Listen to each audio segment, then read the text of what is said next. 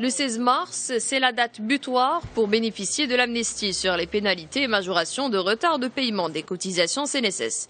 Une fois ce délai dépassé, les entreprises devraient s'acquitter du montant principal et des pénalités puisque la prorogation du programme n'est pas à l'ordre du jour. Selon les chiffres dévoilés jusqu'à présent par la CNSS, cette amnistie sur les pénalités a été utilisée par près de 9% des entreprises immatriculées à la CNSS. Le processus s'est accéléré durant les dernières semaines et pourrait se poursuivre au cours des prochains jours.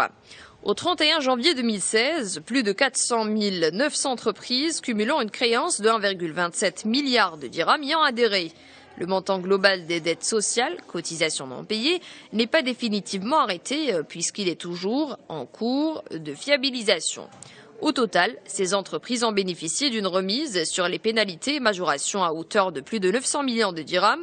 Cela représente 77% de la créance. La majorité d'entre elles ont opté pour le versement de l'intégralité et au comptant des montants du bénéficiant, ainsi d'un abattement de 100% sur les pénalités et frais de recouvrement.